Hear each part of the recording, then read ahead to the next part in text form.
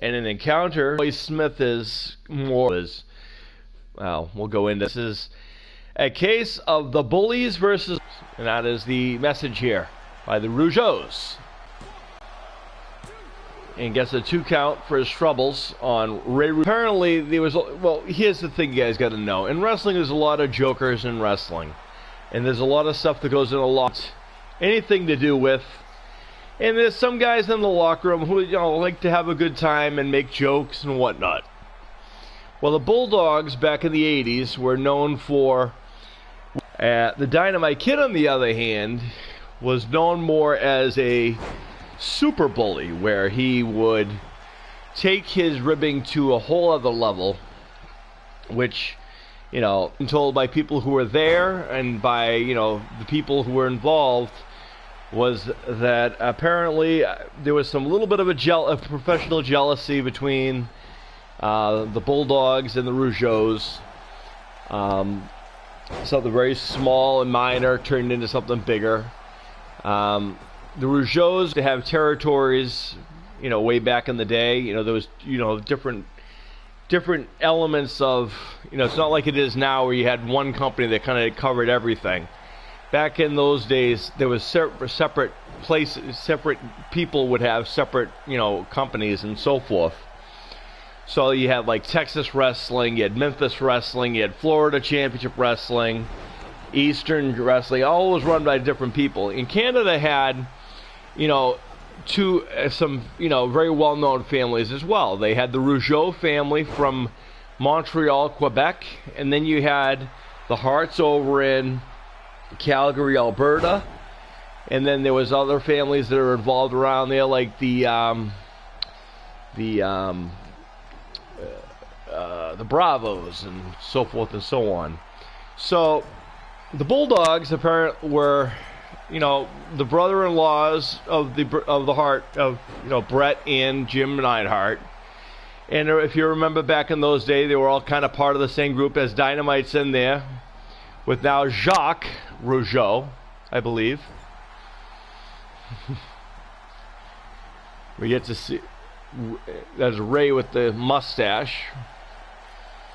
And there is a back suplex by the Dynamite Kid. There is no taking away from the athleticism of the Bulldogs or the Dynamite Kid or Davey Boy Smith. Both are fantastic athletes. But there has to be something said about, ethic in the locker room and how you perform and how you treat others. And Bulldogs were known for, taking their jokes a little too far, maybe, especially the Dynamite Kid. And actually, more so on the... And he's busted open. Dynamite Kid has Jacques Rougeau. Again.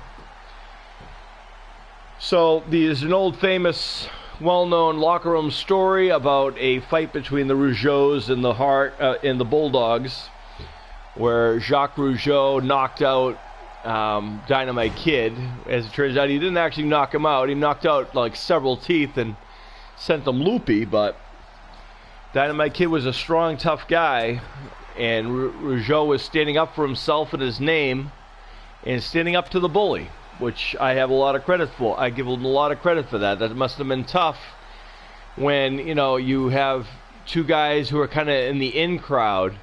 If you look at the tag team ranks back then, I mean, the Bulldogs were usually hanging around with, the Harts, which, Jim Neidhart, Bret Hart. And then, of course, the Warrior was in on that group, and Mr. Fuji was in this group.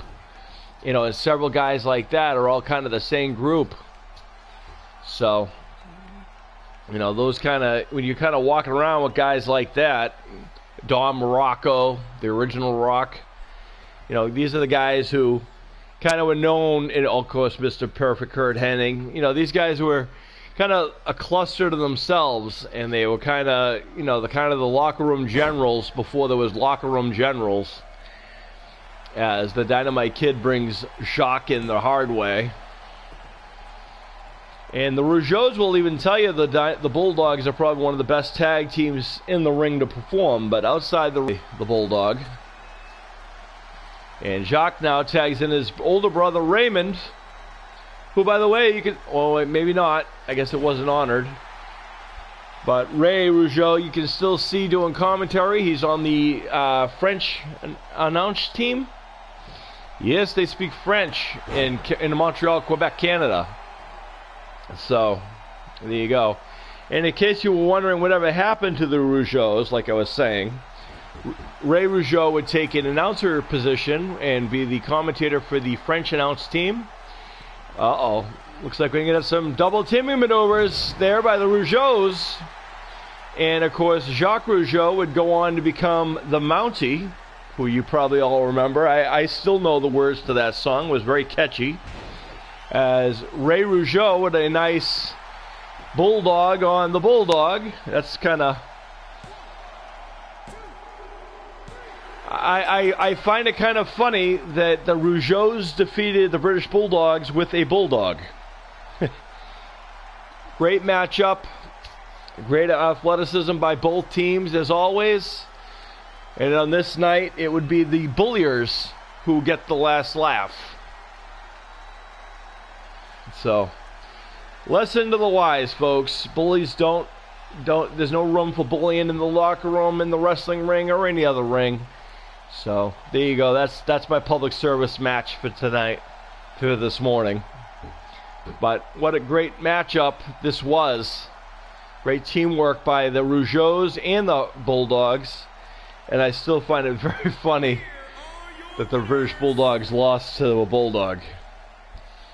As Jacques and Ray, the fabulous Rougeaus, are victorious on this night.